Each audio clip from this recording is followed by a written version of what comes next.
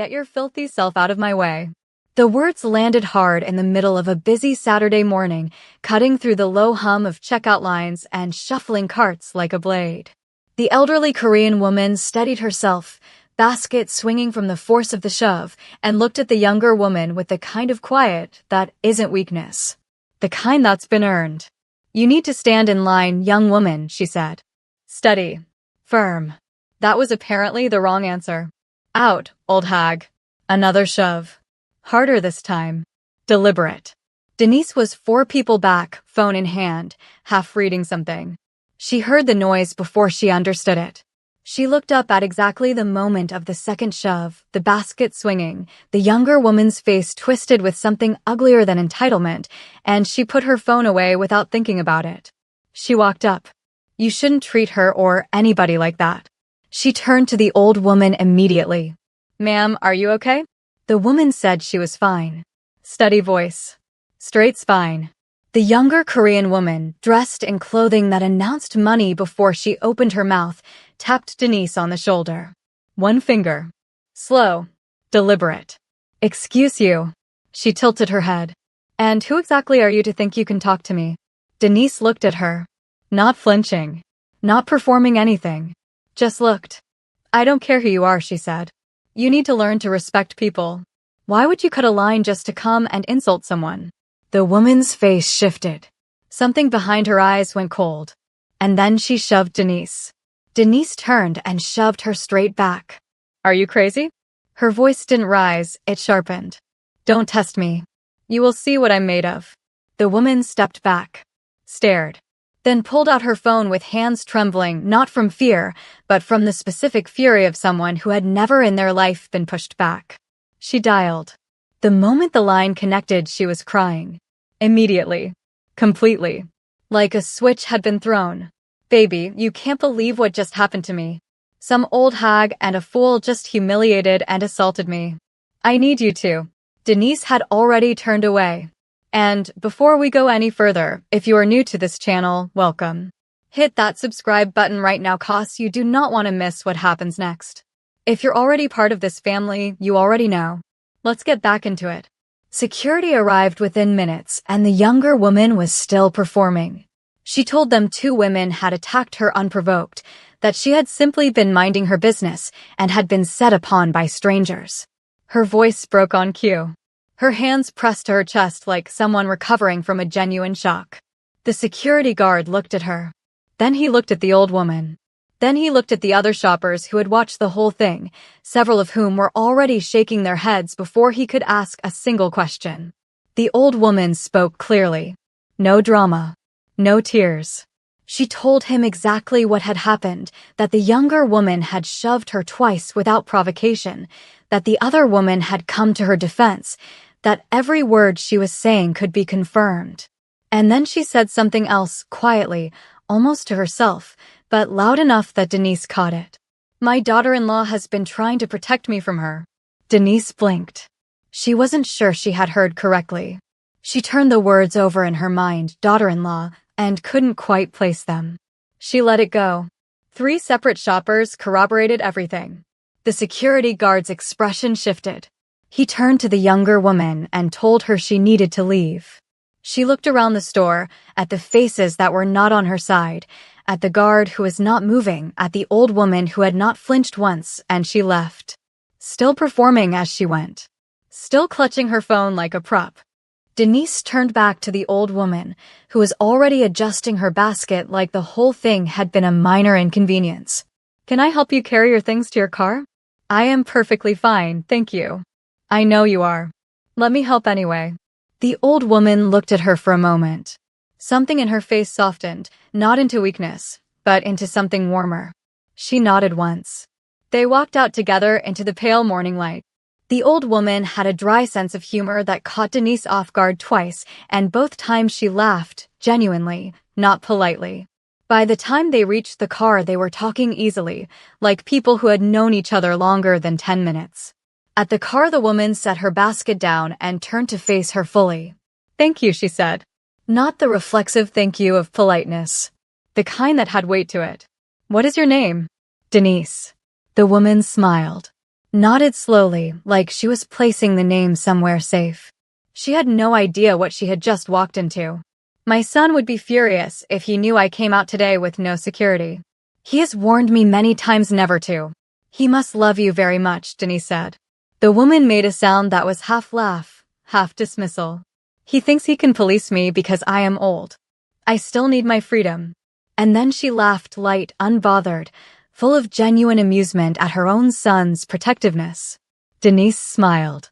They said goodbye. She watched the car pull away and walked back to her own errands. Denise had built a life she was proud of, successful, disciplined, and fully her own. She was single by choice and completely comfortable with it. To her, helping the old woman had simply been the right thing to do. Weeks passed. A major international business summit brought her to a city she had been to twice before, but never quite like this. She had a presentation to give and a room full of serious people to give it to, and she was ready. He was already in the room when she arrived. Baek Min-jun was the kind of man whose presence changed a room without effort. No performance. No visible entourage. Just quiet authority that made people pay attention anyway. When Denise spoke, answering a question so sharply that the room shifted toward her, he stopped noticing everything else. After the session ended, he found her.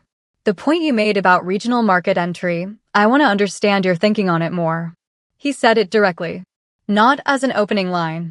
A real question from a man who had been genuinely thinking about it. She answered it. He pushed back on one part. She pushed back on his pushback. They talked easily, pushing back on each other's ideas without ego. Somewhere in the middle of it they exchanged names. He asked how long she was staying. She told him. He registered it quietly. Then said, "That's exactly as long as I'm here." She raised an eyebrow. "Is it? We also live in the same city back home." She absorbed that. Said nothing for a moment. Then smiled, small and hurried. Small world. He asked her to dinner. Dinner was easy in a way neither of them expected. No performance. No pretending. Just two people who recognized honesty immediately because they spent most of their lives around the opposite. He asked real questions. She answered them and asked her own. They talked about work, not the surface of it, not the version people give at networking events, but what drove them, what it had cost, what it had given back. They talked about the city they apparently shared without ever having crossed paths. They talked, eventually, about being single. "What is a man like you doing staying that way?" she asked. He looked at her, then turned it around immediately. "What is a woman like you doing staying that way?" She laughed. The real kind. He laughed too. He told her about his family, not everything, not yet, but enough. The weight of what he ran. The specific discipline that came from operating in serious worlds for a long time and learning to keep your private life exactly that. He was not careless with people. He did not bring people into his world lightly. He had not met someone who made him want to in a long time. There was a woman back home, Nara. A mutual acquaintance had introduced them weeks before the trip. They had been on one date. He had felt nothing, had not pursued it further, and had considered the matter settled. She had assumed otherwise. She had been calling regularly since he left for the summit, and he had been managing her at a distance because he was not a man who enjoyed unnecessary confrontations, but he also had not made time to have the direct conversation yet. He had not thought of it as a problem. Until now, sitting across from a woman who made him aware, for the first time in a long time, that his personal life had room in it he hadn't noticed before, and that the room was occupied by the wrong person's assumption. He looked at Denise across the table and made a decision, quietly and to himself. He would handle Nara when he returned home. By the end of the trip they kept finding each other naturally. On the morning of departure they ended up on the same flight home. He found her at the gate and sat beside her, and they talked all the way through boarding, and somewhere over the clouds he mentioned an event coming up, a dinner, his world, important people, the kind of gathering that meant something. "I would like you to come," he said. She looked at him for a moment. "Okay," she said. He went to his mother first when he landed. She was warm and well and exactly herself, unbothered as always, making tea, asking him nothing about business and everything about whether he had eaten properly while he was away. He stepped outside. Nara called within the hour. Had he landed? Was he back? He confirmed it without lying, and she was at his door in under an hour. She talked about how much she had missed him while he was away. And then she told him about the grocery store, about what had happened to her the week before he left. She told it her way. 2 women had assaulted her, had humiliated her, and had ganged up on her for no reason. She had been so shaken. She had barely recovered. He listened. Said very little. Said he had somewhere to be. She reached for his hand on the way out. He was already at the door. He did not invite her to the dinner. She was not part of his world in any way that would warrant it. He had handled enough for one evening, and the real conversation, the final one, he would have with her soon. He simply hadn't done it yet. Denise arrived in a deep wine-red dress that needed no accessories to do its job. He saw her across the room from 30 feet away and came directly to her, bypassing 3 conversations without apology, and the room noticed. He greeted her with the ease of someone who had already decided she belonged there. His mother was somewhere in the room with friends. She had come separately, as she sometimes did at these events. She preferred to move on her own terms, always had. He stood close enough that people understood exactly what they were seeing. They were deep in conversation, easy, warm, the same rhythm they had found at dinner in that other city, when he excused himself briefly to greet a colleague who had been trying to catch his eye from across the room. Before he left, he took her hand, raised it, pressed his lips to it. And Nara, who had found out about the dinner and arrived uninvited and had been watching from across the room for the last 7 minutes, saw it. She crossed the room in a straight line, stopped in front of her with her chin up and her eyes sharp, and asked, "Who are you? Why are you here with my man?" Denise looked at her, calm, unhurried. "I think you're confusing me with someone else," she said. "I don't know what you're talking about. Please leave me alone." "Don't play dumb with me," Nara said. Her voice had climbed a register. People nearby had begun to notice. "I saw him kiss your hand." "I know exactly what I saw." "Then you saw a man greet a guest," Denise said evenly. "That's all you saw." "You need to stay away from him," Nara said. "He is mine. We are together. And you need to understand that right now." Denise opened her mouth to respond. Nara grabbed the fabric of her dress at the shoulder and poured the full glass of red wine in her other hand directly down the front of it. Denise looked down at the deep stains spreading across the wine-red fabric. Looked at it for 1 full second. Then she looked up at Nara and slapped her. Clean. Direct. The sound of it was sharp in the quiet. "How dare you pour that drink on me?" Nara's hand flew to her face. She looked genuinely shocked, like nobody had ever pushed back against her before. She opened her mouth. Minjun was back. He came through the crowd fast, reading the scene before he reached it, the stain on Denise's dress, Nara's hand on her cheek, the circle of people who had stopped pretending not to watch. "What is going on?" His voice was low, controlled. He looked at Nara. "What are you doing here?" "Minjun," she said his name like it was a shield. "You were not invited to this dinner. I came because you won't talk to me. Because you left without. This is not the place." He looked at Denise. Something moved through his eyes, not guilt, but the awareness of a situation he should have closed before it became this. "Are you all right? Do you know her?" Denise asked. Her voice was steady. Entirely steady. Before he could answer, Nara stepped forward. "Of course he knows me. I am his girlfriend. We have been together. We went on 1 date," Minjun said. He said it simply, without heat, which was somehow worse than if he had shouted it. Denise's expression hardened slightly. She turned to leave. And his mother arrived at exactly that moment, moving through the parted crowd with the unhurried certainty of a woman who went wherever she chose at whatever pace she chose. She looked at the scene. At the stain on the young woman's dress. At her son's face. At Nara. And she went very still. Then she pointed. "It's her." Everyone paused. This woman. She was looking at Nara. At the grocery store. She insulted me. She shoved me. She called me. She stopped herself. Composed herself. Then she turned. And her face changed again, recognition and warmth arriving together, flooding in all at once. And this young lady. She was looking at Denise now. She helped me. She stepped in for me that day. She was kind to me when she had no reason to be. Denise's eyes went wide. Then, slowly, A smile broke across her face. She looked at Nara. Her expression shifted into something that required no words at all. Nara finally understood exactly who Denise was. Her mouth opened. Nothing came out. Minjun was very still. He was going back through it, Nara's call from weeks ago, the story she had told him about the grocery store, the two women who had attacked her, the old hag and the fool. He was placing the pieces. He looked at Nara. He said her name. Once. Quiet. You insulted my mother. I didn't know she was. I had no idea that she was your. You insulted my mother. He said it again. The same way. There was no volume in it. There didn't need to be. You shoved her. Minjun, please, He turned to two men near the door. Said something brief. They moved to Nara immediately, one at each arm, and she was escorted out of the room still talking, still reaching back toward him with her voice if not her hands, her words getting quieter as the distance grew until there was nothing left of her in that room at all. His mother went to Denise. Took both her hands. Smiled at her the way she had smiled in the parking lot, warm, real, entirely herself. Thank you again, she said. Properly this time. Denise squeezed her hands.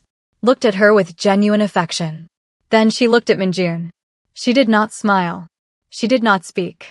She let go of his mother's hands gently, picked up her clutch from the table behind her, and walked toward the exit. Her back was straight. Her steps were even. His mother watched her go. Then she looked at her son. Go, she said. Simply. Like it was obvious. What are you waiting for? He caught up with her outside. The night air was cool, the city humming quietly at the edges of the venue's light. Denise. Wait. She stopped. Turned.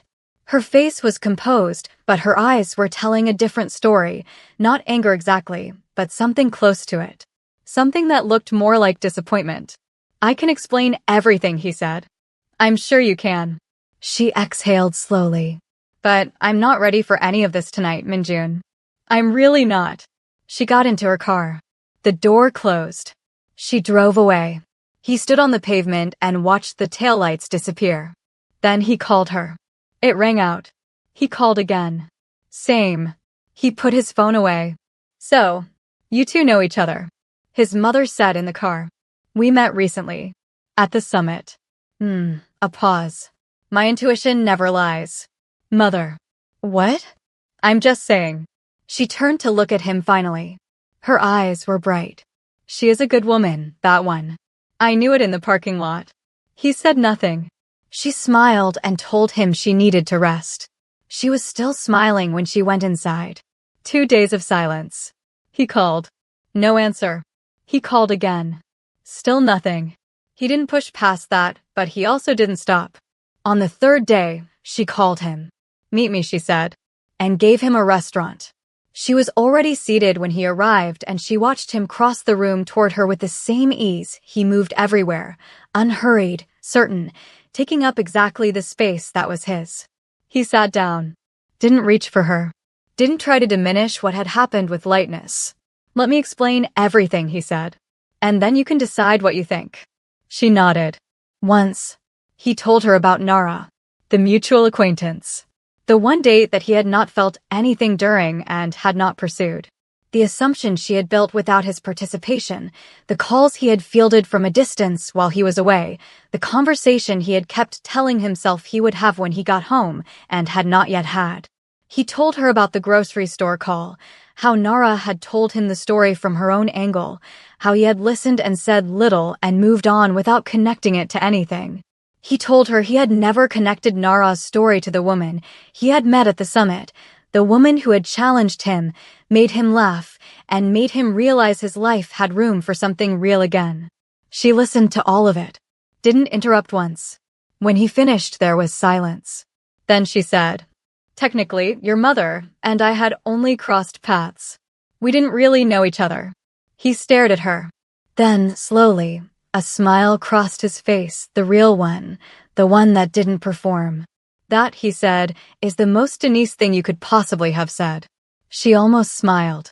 Almost. I'm asking you to forgive the chaos, he said. I know it's not entirely mine to ask forgiveness for, but I'm asking anyway. Because I would very much like to continue what we started. And I think you know that I mean that. She looked at him for a long moment. He didn't look away. Don't let things sit that long again, she said finally. I won't. I mean it. So do I. He dealt with Nara the following day. Privately. Finally. She arrived at his door expecting a different conversation, and he did not give her one. You insulted my mother, he said. You shoved her in a public place. You called her names I won't repeat. Do you understand what you did? Minjun, I didn't know. It doesn't matter. You do not treat an elderly woman that way. Any elderly woman. The fact that she is my mother makes it unforgivable. The fact that you didn't know changes nothing about who you showed yourself to be in that moment. Nara's eyes filled. We can get past this. If you just give me a chance to. We were never together, he said. We went on one date. One. Whatever you build in your mind after that, I was not part of building it. I should have made that clearer sooner, and I didn't, and that part one take responsibility for. But we were never dating.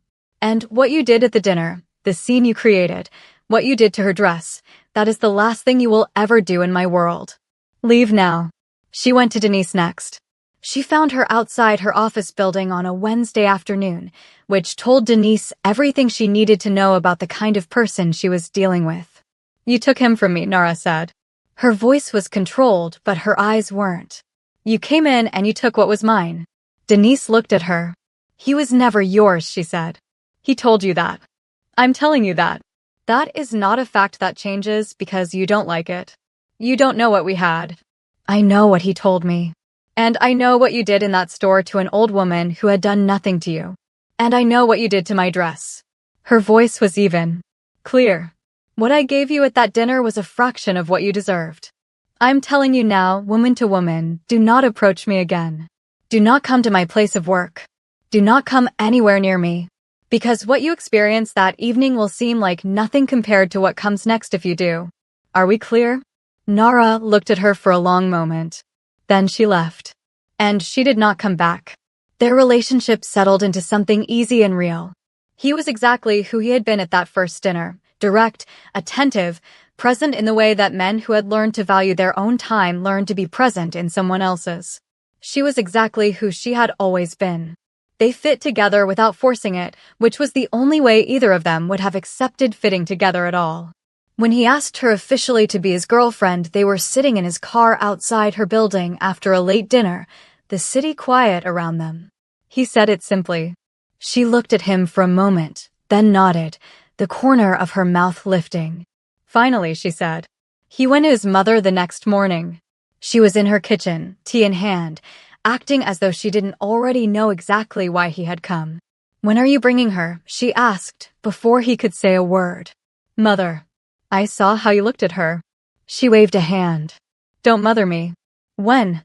He told Denise about his mother's invitation that evening over the phone. There was a pause on her end, and then she laughed, that warm, real laugh he had already decided he wanted to keep hearing. Your mother, she said, called me daughter-in-law. In the parking lot. The first day we met. He went very quiet.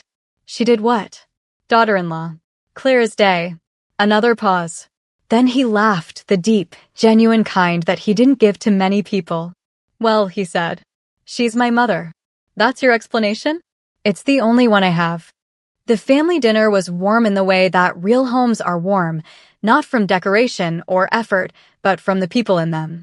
His mother and his sister welcomed Denise with an ease that told her she had been expected and that the expectation was a good one. His mother waited until they were all at the table, in the middle of a story that had everyone half laughing, and said clearly, to no one in particular, pass the rice to my daughter-in-law. The table went quiet for exactly 1 second. Mother, Minjun said. What? She looked at him with the full innocence of a woman who knew exactly what she was doing. I am talking to Denise. Denise, the rice is to your left. Denise reached for the rice. Her eyes were bright. She said, thank you, and passed it, and didn't look at Minjun because she knew if she did she would laugh, and she wasn't ready to give his mother that satisfaction. His sister buried her face in her hands. Someone started laughing anyway. And then everyone did real, full, table-shaking laughter, and the evening continued warm and loud and full, exactly the way it should have. He drove her home when it was over.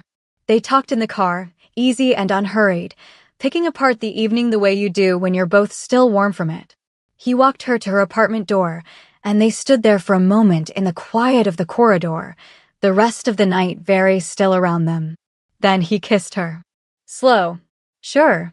The kind of kiss that doesn't ask permission because it doesn't need to, because everything that came before it was already the answer. She pulled back after a moment and looked at him. He looked back. Your mother, she said, is going to be a lot. Yes, he agreed. I think I love her. He smiled. She knows.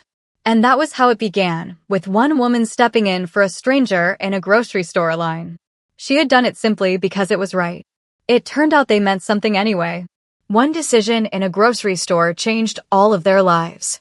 Do you think Denise made the right choices all the way through? If this story moved you, if you felt every twist, every moment of that dinner, every beat of what these two found in each other, share it with someone who needs to hear it today. And if you haven't subscribed yet, now is the time. We'll be back with another story very soon. See you there.